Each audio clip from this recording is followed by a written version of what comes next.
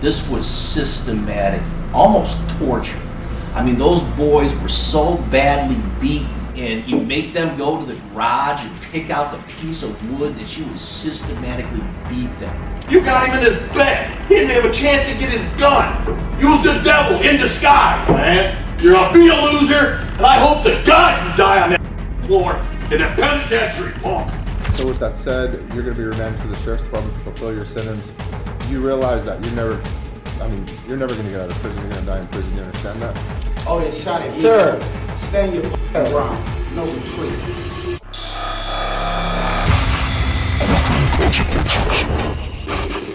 That don't mean where's the evidence? She said she was all that. She said she was. Where's the evidence showing that she was? This is 19-year-old Jayvon Woolfork. I said it was consensual. Consensual? Yes, sir.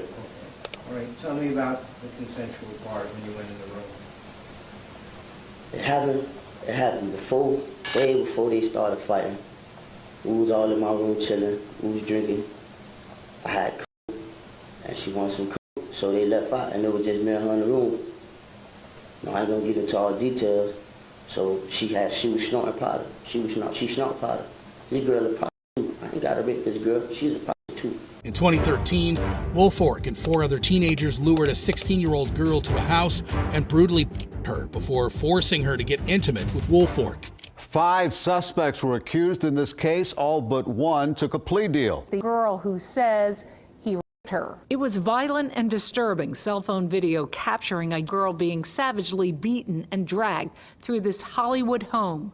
To be honest, it felt like hours. That girl, who had just turned 16, gave jurors a riveting account of being lured to the house and ambushed. They kept telling me that I need to have sex with Jayvon, and if I don't have sex with Jayvon, they're going to keep hitting me. And I told them to let me out of the home, let me out, let me out. I started feeling punches to my face. Okay. I remember Jayvon grabbing me by my hair, threw my head against the concrete. While his accomplices eventually pleaded guilty, Woolfork, who was the alleged mastermind of the attack, bullishly went to trial. Well, that's stupid. Listen. What evidence do they have for me to take something? All right, so Where's the DNA at? Where's the sign of entry penetration? Where's the so-called video they have? What's the evidence? You can't say that on the Lord. What evidence do you have? What evidence have? Ms. Schneider says you gave a statement admitting that you had. That don't mean where's the evidence? She said she was all that. She said she was. Where's the evidence showing that she was? Where's that evidence at? They don't got it. What I said. I don't really matter what I said. Woolfork denied all allegations and repeatedly lashed out at the judge, claiming there was no evidence against him. No, where is the fact? She said she was held down. Where the is the evidence at? You still avoiding that question. When police discovered cell phone videos of the attack taken by his co-defendants, Woolfork completely changed his tone and pleaded with the judge in one last desperate attempt at freedom. So they gonna buy me gifts, Mom. Please, I need a new lawyer who's gonna help me, Mom. Please, Mom. Please, Mom. I do not want to go along with this trial with this dude, Mom. Please, I'm gonna fear my life. The judge denied his request, and Woolfork was subsequently convicted for his crimes. The defendant is guilty of sexual battery with actual use of force likely to cause serious bodily harm as charged in the information. During sentencing, Woolfork once again asked for mercy, but the judge showed no sympathy. I was 19 at the time when it happened. You know, I've been incarcerated for 2 years. The facts and circumstances here were extremely sick and depraved, and that impression hasn't changed. In the end, Jayvon Woolfork was sentenced to 30 years in prison. Although Jayvon Woolfork's pleas felt genuine, what happens when a grieving brother condemns a murderer to death? You'll be a loser, and that's it. Your whole life, you're gonna be a loser, and I hope to God you die on that floor in a penitentiary, punk. In August 2022, officers were dispatched to a Michigan home after receiving a call about a shooting. Jackson 911. Yes, someone shot up our house or something. I don't know. They both look dead. I don't. There's the front door is shot out, and one's on the ground, and I think the other one's in the living room on the ground. Okay, so hang on just a minute. Somebody shot your door, and there's somebody laying on the ground. It looks like it. Yes, it looks like they're dead. I'm not sure. I got there and I What's the out and I left. What's the address? Yes, I was just coming home. Yeah, I stay there. Okay, so does it look like this person that's laying on the ground has been shot? I can't. He's not moving, and the glass is shot out of the front door. I can't tell. I'm scared. Like, if I was there, they would have shot me too. I wasn't there though. Like, How long ago did this happen? Do you know, or did you just get home? It was just like 15 minutes ago. I just left. I'm scared. I'm trying to ask somebody to answer their phone and figure out what to do. I don't know. I'm panicking. So I'm trying to. I don't know. I had no signal. I had to get all the way off of Ravy Road to even get. Okay, is there just one person laying on the ground? No, there's two. There's one in the living room on the ground. It's so dark in there I can't tell. I can't tell. Police found the bodies of 3 elderly men who had been fatally shot multiple times. A fourth person, 43-year-old Zacharie Borton, who lived with the victims, was missing from the scene. All 4 were members of the outlawed motorcycle club Iron Coffins. Borton was wanted in connection to the deadly shootings of 3 men who were found dead at a home in Grass Lake, southeast of Jackson, Sunday morning. Borton was also wanted in Grand Rapids for assault and shooting a firearm at a building. Borton was eventually arrested and brought in for questioning, where he claimed that he shot the men in self-defense. So I shot him twice, or 3 times maybe. He was coming in the door? Yeah, he was coming in the front door. And then he was yelling something like motherfucker up to me. He was agitated for sure. And he had the pistol drawn up. And so I shot him, and then I'm not sure. I'm having kind of fast and slow motion at the same time. It was all kind of a blur. So I shot him, and then after I shot he was coming out of the back, and so I turned towards him and shot him, or at him rather. I don't know if I hit him the first time because he turned.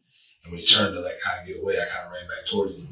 However, the jury didn't buy it, and Borton was ultimately convicted on 3 counts of first-degree homicide. During sentencing, the brother of one of the victims confronted Borton and tore into him. You killed my brother.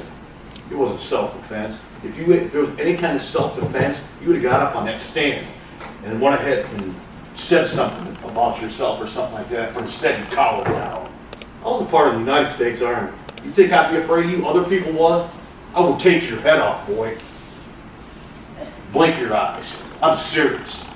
Not 1 shot, not 2 shots, 5 shots, 10 shots.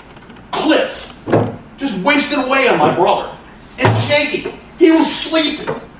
You got him in his bed. He didn't have a chance to get his gun. You ran through that house like a madman wanting to kill people. That's your problem. You was the devil in disguise, man. You're a loser, man. You'll be a loser, and that's it. Your whole life, you're gonna be a loser, and I hope to God you die on that floor in the penitentiary, punk. Even the judge believed that Borton was a cold-blooded killer and sent him to prison for the rest of his life. This was a horrible case. It was a horrible crime. It occurred in a scenic, nice, peaceful part of the community. You had a .40 caliber handgun. And later on we learned during the trial that you even talked to the police and said, in that interview at Grand Rapids, you didn't always have a .40 caliber. You kind of traded up guns. And let me tell you, a .40 caliber, handgun is a man stopper. That's a big gun. 12 citizens, randomly drawn from the community, from all walks of life. They determined that beyond a reasonable doubt, you acted in lawful self-defense. They considered your defense. They rejected it. And what did you do? Oh, well, you got in your shooting rampage, and you saw him get up off his bed, and you saw something shiny in his hand, and of course, where are you? You're in a meth rage, and then you just decide to start shooting. And you shot him, and he went down to the floor, and then you saw him move. To me, this is the most significant testimony in the trial. You saw him move. An 80-year-old man that you already hit with a .40 caliber round, and he's moving. So what do? Do you just hold your weapon, control the situation, see what's going on? Hell no, you went and moved in. You hunted him down. You pumped multiple more rounds into that 80-year-old man, and Mr. Fraley, and that's exactly why the jury convicted you of first-degree murder. You're very familiar with guns, Mr. Borton, and you picked one that certainly was able to finish the job and gun 3 men down in cold blood. And that's what you did. Cold-blooded murder. So on count number 3, first-degree murder, the court is going to impose the most significant sentence allowed under Michigan law. Life without the possibility of parole. You're going to go in the front door of the reception and guidance center, all things being equal, they'll take you out in a black bag on the way out. So that's what life without possibility with parole is all about, Mr. Borton. And you'll meet lots of other lifers out there that, engage in the same kind of crime. You don't have to worry about your parole date because there won't be one. While Zacharie Borton didn't even flinch for a moment while getting blasted in court, what happens when a murderer lashes out at the victim's family? Bro, stop looking at me, bro. Bro, I'm not playing. Look at me. This is 27-year-old Dashawn Boylan, who is facing murder and theft charges in Muskegon Heights, Michigan. You understand the charge and the potential penalty? No, ma'am. No, ma'am. Can you say it again? You want me to read the charge again? Yes, ma'am. Sure. On Jefferson near Barney, that you allegedly committed the offense of homicide, open murder. You did murder Jacob Mark Renew. On June 26, 2014, surveillance footage outside a bar captured Boylan stealing a car from the parking lot. 26-year-old Jacob Rameau saw his brother's car getting stolen and sprang into action. Throwing his jacket aside, he jumped on his motorcycle and sped after the carjacker.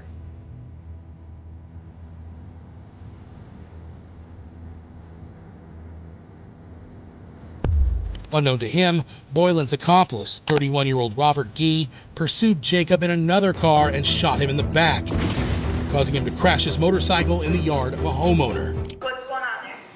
Some guy that shot his motorcycle in my yard. He's laying in your yard? Yeah, he's out. We do have the fire department and the ambulance and the police en route, okay? Because like I said, his bike was there and he ended up there. So we thought he just lost control and just fell. She was actually talking to him. He wasn't saying anything, he was just laying there. She was talking to him while he was down, and we saw him take his last breath. Jacob died at the scene of the accident. He puts his entire head, neck, torso, arm out that window to take aim. He intends to hit that man on the bike with the bullet. Robert Gee was eventually convicted of first-degree murder and sentenced to life in prison without parole. As for Boylan, his trial got off to an explosive start.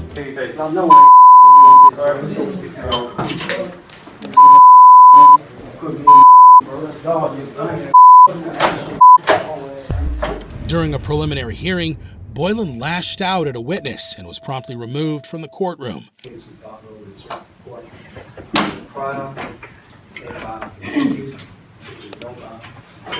However, he could be released to the department.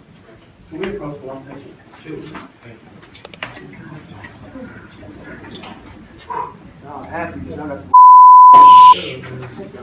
Later, as his hearing came to an end, Boylan abruptly stood up, started pacing in the courtroom, and then exchanged words with the victim's family. Bro, stop looking at me, bro. Bro, I'm not playing. Look at me. Hey. Have fun in prison, bro. Hey. Ultimately, Dashawn Boylan was found guilty of first-degree murder and perpetration of a larceny and was sentenced to life in prison without any chance of parole. While Dashawn Boylan disrespected his victim's family in court, what happens when a dangerous gangster flips out at a judge? In the case of Akeem Artis, Deshaun Austin, and Travis Scott, 3 Hoolies Gang members who were facing multiple murder charges in Brooklyn, New York. We don't need to show this no mercy. You left me to tell his mother, who adored her son, he was dead. In December 2018, 35-year-old Tyreen Walker was walking home when he was gunned down by Hoolie leader Travis Scott. Then, in March 2020, a 26-year-old rival gang member was shot dead by Deshaun Austin outside a strip club. 4 months later, Austin was involved in another shooting near a playground, which took the life of a baby.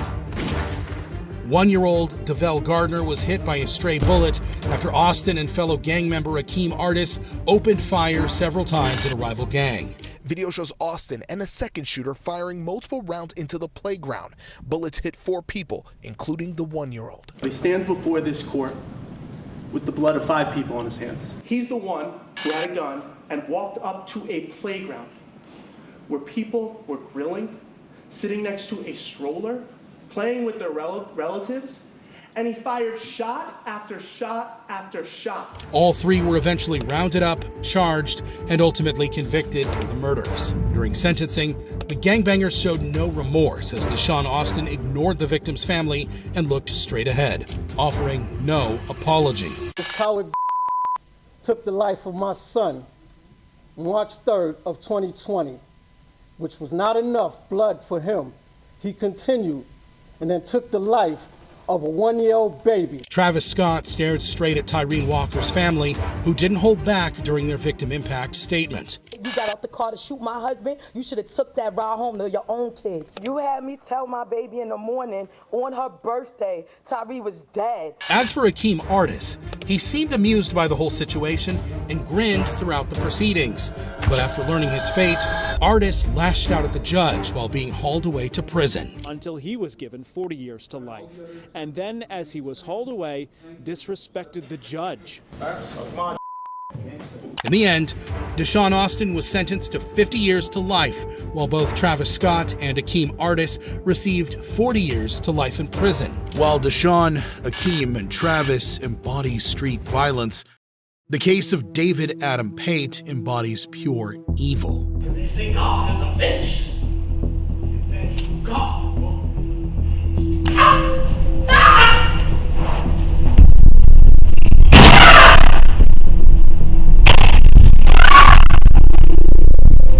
This is 24-year-old David Adam Pate, who is facing murder charges in Lancaster, South Carolina. You understand that murder carries a minimum sentence of 30 years and up to life. Yes, sir. I ask you again, how do you wish to plead, guilty or not guilty to murder? In October 2013, Pate lured his friend, 33-year-old Ricky James, into the woods and brutally stabbed him multiple times with a butcher's knife.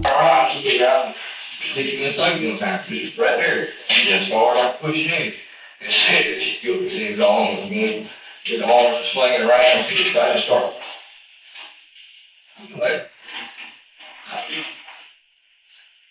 Anytime I do it, I don't know if I had to get them to hand back. Either here or ever they on the back to the head off. I couldn't put the ball in. You ever put him in chest?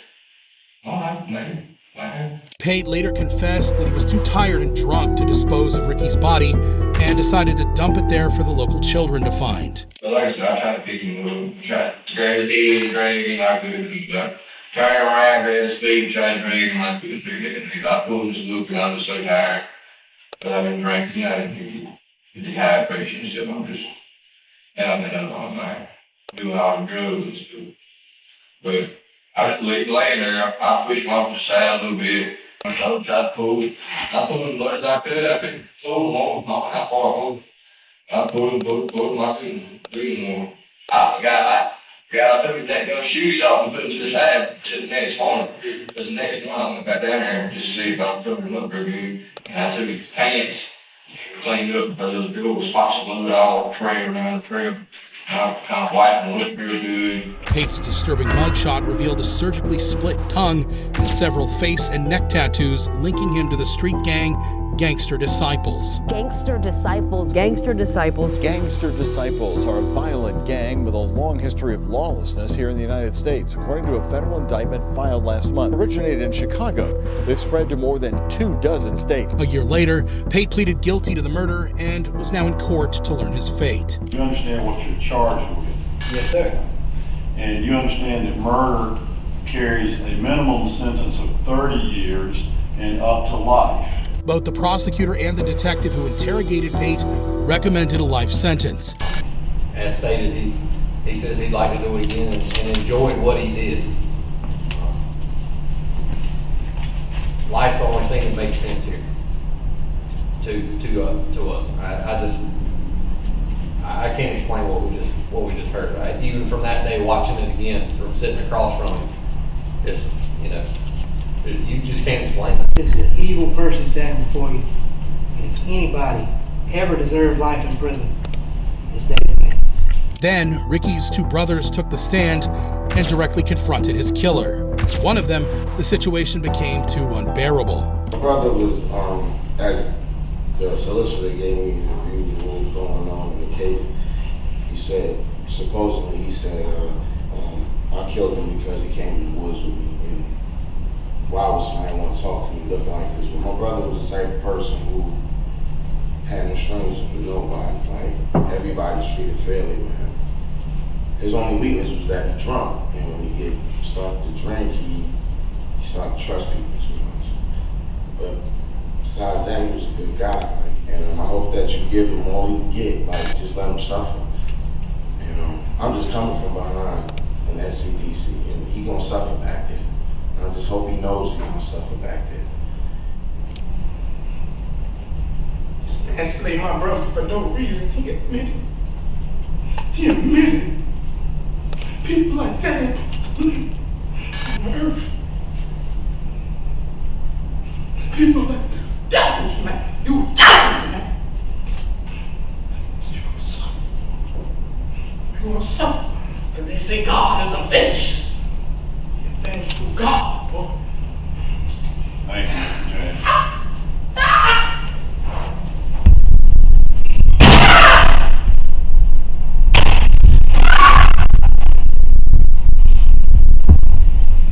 Before imposing sentence, Judge Dan Hall had a few words for the defendant. It appears that this murder, even yet, seems to be completely senseless, remorseless, emotionless. There is a benefit to the defendant in that he's still living. There is, whoever he is, as long as he's breathing, there's still some hope for him. The sentence of the court is that you hold indictment 2014 GS 29221, State versus David Allen Pate, having pled guilty to murder.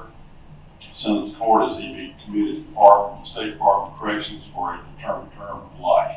Thank you. His only reaction, a smile and a nod of approval. Ultimately, David Pate was sent to prison for life for the gruesome murder of Ricky James. While David Pate was all smiles at the prospect of spending the rest of his life in jail, what happens when a killer shows no emotion when confronted by his victim's family? This sick, twisted, and evil coward showed no regard for Lakin or human life.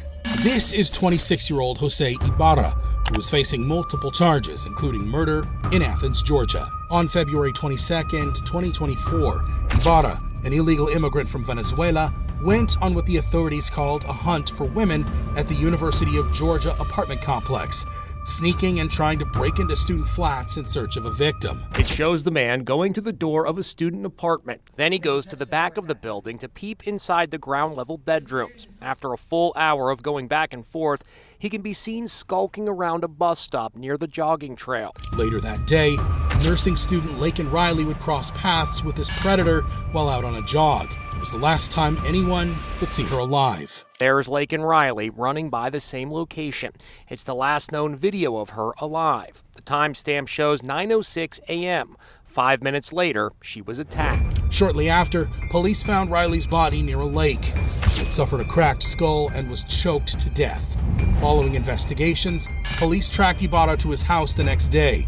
His body showed clear signs of defensive wounds, as there were multiple scratches and bruises on his arms and face, which later matched with DNA evidence found under Riley's fingernails. Watch this newly released body camera video in court. The police are seen waking up 26-year-old Jose Ibarra and questioning him about the murder in the jogging trails near his apartment.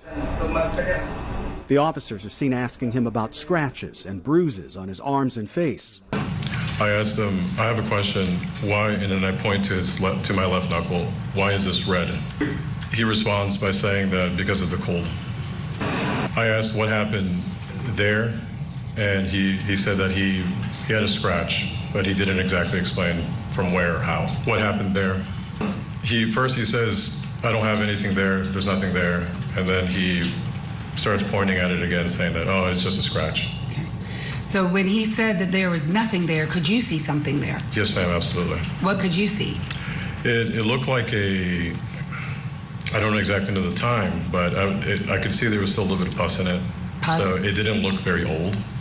But I could see that there was a scratch on his wrist. Ibarra was also caught on surveillance cameras dumping a jacket that had Riley's hair on it.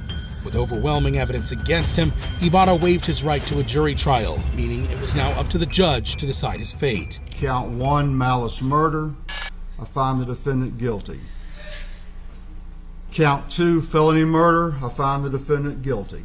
I sentence you to life without the possibility of parole. Jose Ibarra showed zero emotion as the judge found him guilty on all counts and sentenced him to life in prison without parole. While Jose Ibarra's stone-cold face showed no signs of regret, what happens when a junkie killer is deemed the most dangerous man ever by the prosecutor? When it comes to the sentencing of somebody who is as dangerous as Lance Broncho, I'm not sure in 42 years I've encountered somebody as dangerous. This is 23-year-old Lance Broncho, an Idaho man who was on trial for several charges, including home invasion and murder. Count 1, murder with a part 1. Count 2, aggravated battery with use of a deadly weapon or instrument with a part 1 also. Count 3, robbery. Count 4, burglary. And count 5, unlawful possession of a firearm by a convicted felon. On March 9th, 2024, Broncho broke into the Idaho Falls home of 51-year-old Eric Leask and fatally shot him. Leask's son was also injured in the shooting. According to reports, Broncho was looking to steal drugs and had mistakenly broken into the wrong house. Broncho was already on a federal supervised release and had an active warrant for several previous assault cases. Broncho had initially pleaded not guilty, but since Idaho is a death row state, he ended up taking a plea deal in exchange for removing the death penalty off the table. In exchange for your guilty pleas, the state of Idaho agreed to dismiss the remaining charges. The state also agreed it would not seek the death penalty as a sentence recommendation, and that they would recommend a specific sentence, a unified sentence of life with no more than 35 years as a determinate sentence. At his sentencing, Broncho's defense attorney argued for the minimum sentence, claiming his client had severe mental health issues and had spent most of his childhood in the juvenile prison system. It's clear from the records, both the pre-sentence investigation report and the psychological assessment, that my client has had a tough time. He's had a rough life, it is fair to say. His juvenile history started even before he became a teenager. Mental health diagnoses started at a young age. His incarceration started when he was 13. Still today, he has a good attitude, hoping that he can make this right, hoping he can make it right with society so that someday he can be out again to show that he can be responsible. He has a mental health history, PTSD. The reports talk about that trauma that he suffered as a child. However, the prosecutor insisted that the defendant could not be rehabilitated, and that Broncho was the most dangerous person he had ever seen. The decision that's made today isn't about protecting the community today. By the time that the eligibility rolls around, many in this room will be dead. We have babies being born today that will be reliant upon the decision today for protection. They'll be adults with their own children. And that's the kind of gravity we have when it comes to the sentencing of somebody who is as dangerous as Lance Broncho. I'm not sure in 42 years I've encountered somebody as dangerous. And that's the nature of what is put before this court today. There is no reasonable expectation that he will demonstrate a reduction of risk for continued violence. Before learning his fate, Broncho was given one last chance to plead his case. However, it was too little, too late. Do you want to make a statement directly to me? The only thing I want to say is I accept responsibility for whatever you give me. All right. With all of that being said, Mr. Broncho, it is the judgment of this court that you be sentenced to the custody of the State of Idaho Department of Corrections as follows. Count 1, murder 1, for a minimum determinate period of time of 35 years with an indeterminate period of time of life. For count 2, aggravated battery, that you be sentenced to a minimum determinate period of time of 10 years, followed by a 5-year indeterminate period of time. Ultimately, Lance Broncho was sentenced to 35 years to life in prison for the first-degree murder of Eric Leask. While Lance Broncho showed no genuine remorse for his actions, what happens when a notorious gang member attempts a brazen and violent prison escape? The men escaped police after Umphenour shot and injured 2 Idaho Department of Correction officers in the Boise St. Alphonsus ambulance bay early Wednesday morning. This is Skylar Meade, a member of the white supremacy prison gang Aryan Knights, who was facing several charges in Twin Falls, Idaho. In March 2024, Meade, who was already serving a 20-year prison sentence for shooting a police officer, was being transferred to a hospital to receive medical treatment for several self-inflicted wounds when, suddenly, his accomplice, 29-year-old Nicholas Umphenour, opened fire on the corrections officers and helped Meade escape. Then, while on the run, the duo murdered 2 elderly men in their early 80s, one of whom had given shelter to the escaped convicts. We did find the shackles at the scene of one of the homicides. This was a planned event, and we're channeling every resource we have into trying to understand exactly how they went about planning it. A massive manhunt was launched, and the 2 fugitives were finally captured without further incident. There was an immense collaboration and cooperation all across the state to come to this conclusion. There was a short vehicle pursuit, and both suspects were taken into custody separately. There were no shots fired or extensive use of force in this operation. We were watching a house and where we suspected he might be, and we ended up following a vehicle away from that house and determined that Mr. Meade was in the car.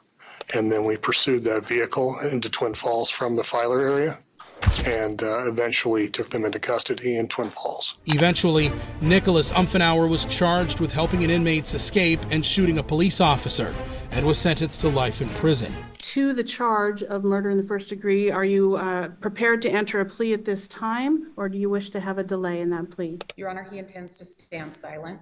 Right. Is that correct? Yes, ma'am. Meade will serve a life sentence for his prison escape in Ada County. Skylar Meade was also sentenced to life in prison for his violent escape from custody. While Skylar Meade's daring prison escape was the stuff of legends, how does it compare to laughing at the face of a death sentence? Pedro Espinoza to the California State Prison at San Quentin and to deliver him into the custody of the warden of said prison. The defendant intentionally killed Jamil Shaw II.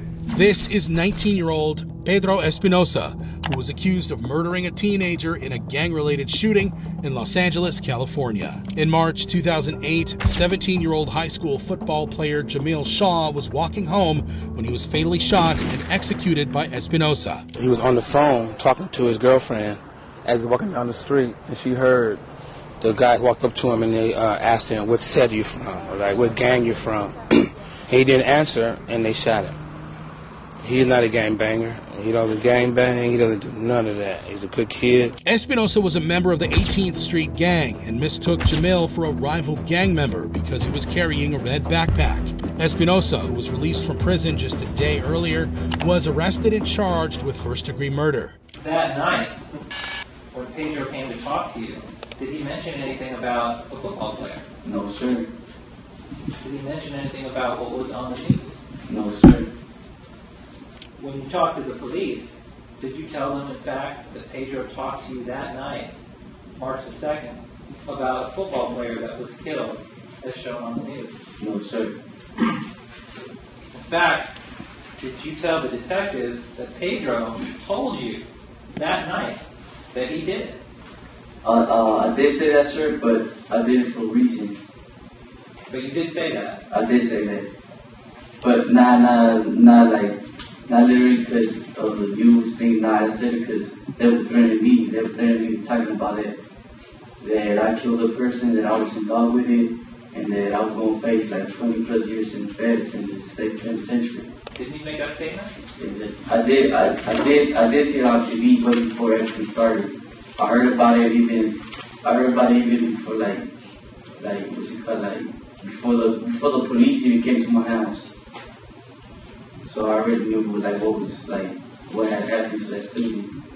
Because they were covering it on the news. Yes, sir. And that's when Pedro came home and told you that he did it. He never told me nothing. He did come home that night? I can't say, sir. I don't remember. Because I had heard that the kid, he belonged to a blood gang. I don't know, different gangs, blood gangs. So. Did you know who the victim was personally? No, sir, but I used to see him around school. And a moment ago, you said that all you knew was the victim was the blood, but then you told the detectives he was from Rolling 20s. Isn't that because that's what Pedro told you? No, sir. Didn't Pedro use the term for a 20s gang member called a Twinkie? I said that, sir. Well, what does that mean? Who calls Rolling 20s Twinkies? I call them. I call them. Everybody calls them. 18th Street gang members call them Twinkies? Everybody does. Didn't you tell the police that Pedro told you, I killed the Twinkie that night when you were watching it on the news?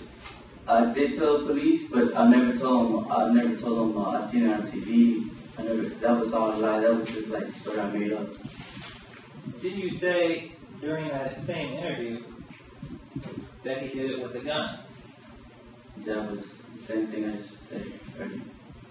And did you say specifically, he just told me he killed him? Didn't you say that? I did say that. During sentencing, Jamil's uncle took the stand and called Espinoza a coward and a cold-blooded killer. The days when I was growing up, it was basically you use your fists.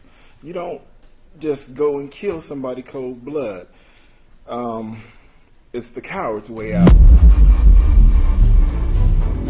The defendant, however, showed no remorse. Instead, he smiled and smirked at the judge as he imposed sentence.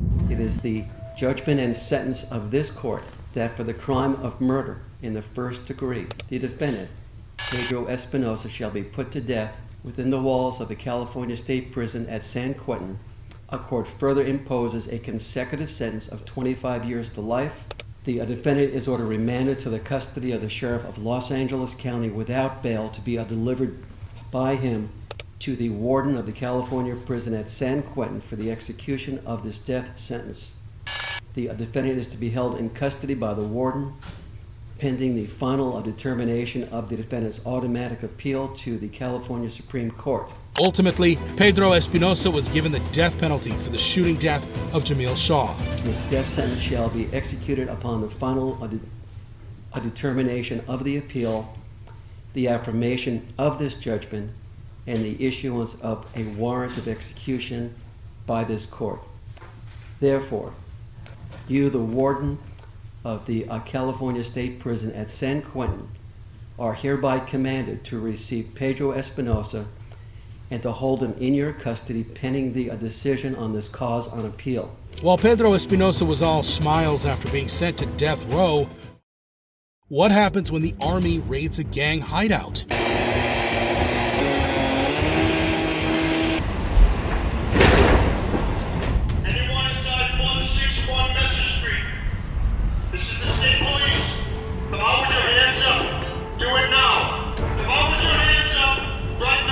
This is 30-year-old Joseph Lancia, the president of the Hells Angels biker gang, who was accused of a broad daylight shooting in Providence, Rhode Island. In 2019, Lancia shot at a truck passing the front of the Hells Angels clubhouse. The driver of the truck, Richard Starnino, was once a prospect to join the gang and had an ongoing dispute with Lancia. State police say in June 2019, Lancia fired a gun at this truck as it drove by the Hells Angels headquarters. It was driven by Richard Starnino, who investigators have said was a prospect for the biker club but got into a beef with Lancia. Their headquarters located on Messer Street in Providence. Eyewitness News has learned Lancia has been in trouble before. No one was injured in the incident, but the situation could have been far worse. This is the state police. Come out with your hands up. Do it now. They were clearly inside the dwelling. We clearly announced ourselves. They clearly did not respond to our announcements. Upon breaching the door and announcing again, they did come out. The incident led to a massive raid at the clubhouse.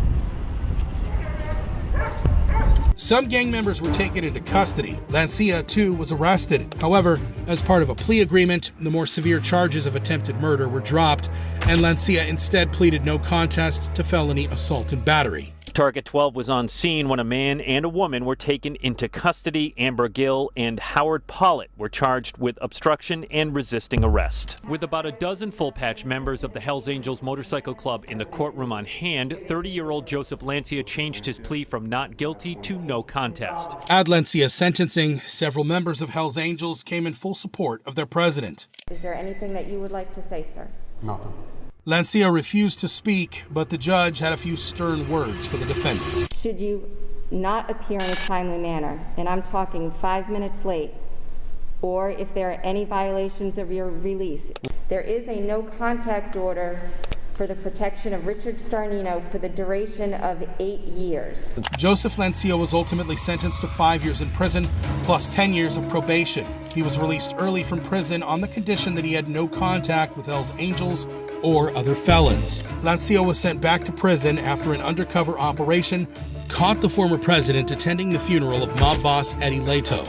This is undercover video of former Hells Angels president Joseph Lancia at the wake of New England crime family underboss Eddie Leto in Providence last week. Days after the wake, the Rhode Island State Police took Lancia into custody and sent him back to the state prison. While Joseph Lancia's mindless actions led to the downfall of his gang, what happens when a ruthless killer explodes at the jury? I'll see you all in hell. Really remember that. Every one of you, I'll see you in hell. This is Caius Veiovis, a man with 6 horns surgically implanted on his forehead who was on trial for multiple murders in Springfield, Massachusetts. Third man accused in a horrific triple murder that rocked Berkshire County. Investigators say Caius Veiovis and 2 other men kidnapped, tortured, and dismembered the victims 3 years ago. On August 24th, 2011, Veiovis partnered with Hells Angels member Adam Lee Hall and David Chalue to kidnap and brutally murder 3 men who were potential witnesses in Hall's ongoing trial. The 3 men are accused in the August 2011 murder of David Glasser, Edward Frampton, and Robert Chadwell.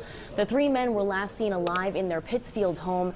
Prosecutors say that Glasser was killed so he could not testify against Hall in a court case. Hall is a member of the Hells Angels. The other victims were killed to eliminate witnesses.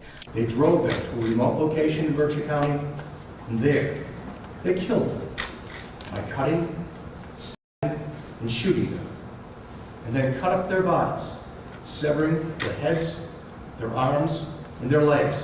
Veiovis was looking for a way in to join the Hells Angels faction and decided to help out with the murders as a favor. He had a motive for helping Adam Paul get rid of David Glasser, and that was because the defendant was interested in joining the Hells Angels. 10 days later, police found the dismembered bodies of David Glasser, Edward Frampton, and Robert Chadwell buried in the ground. Both Hall and Chalue were convicted of the murders and were sentenced to life in prison without parole. Prosecutors said the motive was to keep one of the victims from testifying in an unrelated case against one of Veiovis' accomplices, Adam Lee Hall. The other 2 men were killed to eliminate any witnesses. Berkshire County's district attorney had already sent the other 2 men involved, Hall and David Chalue, to prison for life. Now, when the time came for Veiovis' verdict, things got a little out of hand. Veiovis shouted and cursed at the jurors.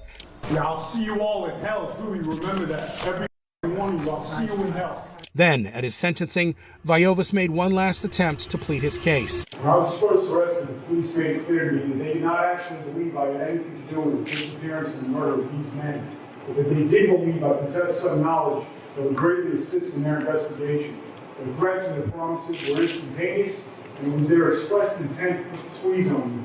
My hand was not in this, and I will not let this man sell me my own hide at the price of my integrity, that I'd rather spend the rest of my life in prison. Let me make this clear one more time before I sit down.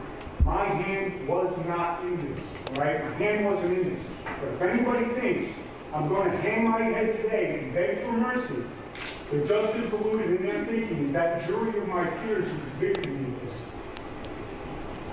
So, Your Honor, take your rubber stamp and do what you plan to do from the beginning. Justice was not served. I'm an innocent man. You condemn an innocent man, and I will appeal this. In the end, Caius Veiovis was sentenced to life in prison with no hope of parole for the gruesome triple murder. As to each of the 3 counts of murder, While Caius Veiovis' dreams of joining the gang ended with imprisonment, what happens when violent gang members target an innocent person?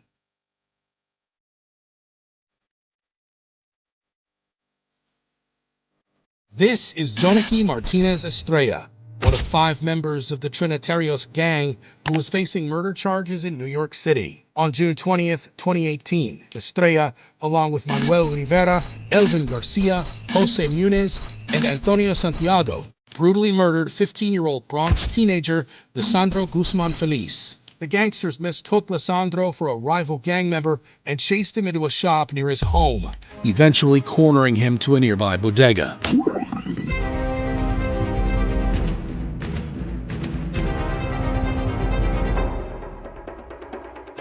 CCTV footage from inside the shop shows a desperate Lisandro seeking refuge and trying to hide behind a counter.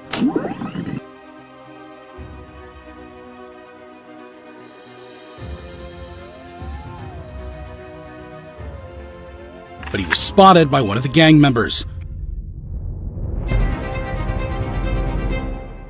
A scuffle ensued and Lisandro was dragged out of the bodega.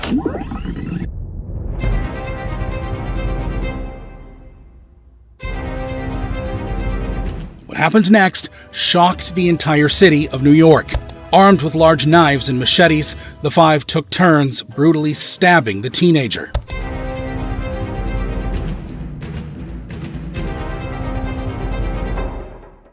Then fled away in getaway cars.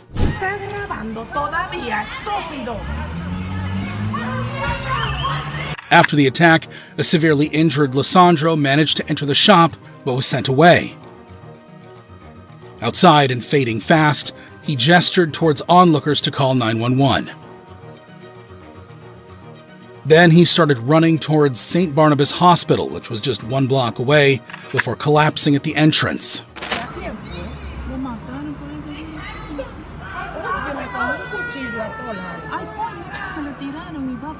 Passers-by desperately tried to save Lisandro. However, 2 police officers just stood by watching the scene. They were later investigated for failing to help. Just 20 minutes later, Lisandro passed away as a result of a fatal stab wound to his neck. Police soon got hold of the CCTV footage and arrested the 5 suspects, charging them with first-degree murder. Police have arrested the 5 suspects accused in the murder of this teenager in the Bronx. At their trial, a 6th member of the Trinitarios Gang, Kevin Alvarez, testified against the 5 murderers. Kevin Alvarez's arrest, he's testifying in court against 5 of his fellow alleged Trinitarios Gang members. Alvarez, who had helped drag Lisandro out of the bodega, identified the suspects in exchange for lesser time served for conspiracy charges. Eventually, the jury convicted the 5 gang members for the brutal murder of Lisandro Guzman Feliz. At their sentencing, the killers showed no signs of remorse. Instead, they waved gang signs and shouted gang slogans. Johnny Estrella, who delivered the fatal blow, was sentenced to life without parole. Jose Muniz, Elvin Garcia, and Antonio Santiago each received 25 years to life, while Manuel Rivera was sentenced to 23 years to life in prison. Lisandro Guzman Feliz lost his life for being in the wrong place at the wrong time. What happens when a minor becomes a ruthless killer? This is Russel Burrell, who is facing multiple robbery and murder charges in Providence, Rhode Island. In July 2012, Burrell was just 16 when he and 3 others broke into a home and fatally shot Shamika Barros, Michael Martin, and Damian Colon during an attempted robbery. Bullets fired by Russel Burrell struck and killed both Michael Martin and Damian Colon. As Russel Burrell was firing at Mr. Martin and Mr. Colon in the kitchen, Shamika Barros woke up from the couch in the living room. Burrell, who allegedly pulled the trigger multiple times that night, eventually pleaded guilty to the murders. In court, the prosecutor said the robbery was meticulously planned and that the group had specifically targeted one of the victims. There was a discussion among all of them about the fact that Michael Martin was soft. That is, that those present thought that Mr. Martin would be an easy target for a robbery. The group discussed the fact that Mr. Martin would likely have marijuana and money at the apartment. Ultimately, Russel Burrell was sentenced to 4 consecutive life terms in prison for planning and plotting 3 murders. While Russel Burrell will spend all of his adult life in prison, What happens when a judge condemns a murderer in court? You, sir, are a cold-blooded murderer. This is an intentional crime, and you are a danger to society. This is Brandon Ortiz-Vite, an illegal immigrant from Mexico who was accused of murdering his girlfriend in Grand Rapids, Michigan. Undocumented immigrant Brandon Ortiz-Vite walks into court to hear his punishment for killing Grand Rapids resident Ruby Garcia. On March 22nd, 2024, Brandon and his girlfriend, 25-year-old Ruby Garcia, were driving around in a car when the two got into an argument. In the heat of the moment, Brandon shot Garcia 4 times with his handgun and dumped her body on the side of the road. You started shooting when you were in the car, and then you took her out of the car, put the gun to her head, and pulled the trigger and shot her again. 2 days later, Brandon called the authorities and turned himself in. Hello, I'm at a church right here on Blue Star Highway. I'm calling because I want to turn myself in for a murder that I committed 2 nights ago. Eventually, Brandon took a plea deal, and now he was in court to learn his fate. The actions I took on the night of March 22nd do not define who my people are. I apologize with the utmost respect to all immigrants from all walks of life. Brandon accepted responsibility for his actions and apologized to the victim's family and also to his Mexican community. I know that right now my words hold little, if any, value to the Garcia family, which is understandable. As a man, I stand before you humbly, full of guilt and shame. I want to apologize to my community, my Latino, Hispanic, Mexican community. I am a proud Mexican national whose actions have brought great shame and dishonor to our people who come to the United States in search for a better living, a dream that I have taken for granted, which has filled my heart with shame. However, the judge showed him no mercy. You, sir, are a cold-blooded murderer. This is an intentional crime, and you are a danger to society. This young lady was shot several times, and then you put the gun right to her head and pulled the trigger.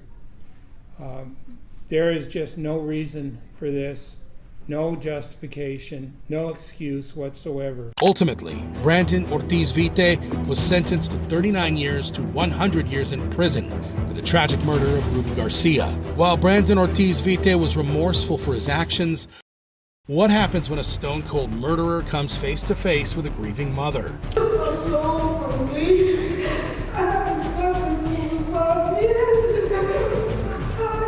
This is Sean Brown, a reputed gangbanger who was accused of murdering a promising young teenager in New York. On October 26, 2019, Brown opened fire at a basketball court in Queens and gunned down 14-year-old Amir Griffin, who was out honing his skills. Brown mistook the high school basketball player for a rival gang member and shot him multiple times. After a long and arduous investigation that lasted over 2 years, Brown was finally arrested and charged with Amir's murder. Brown eventually took a plea deal and was now in court, coming face to face with the victim's mother.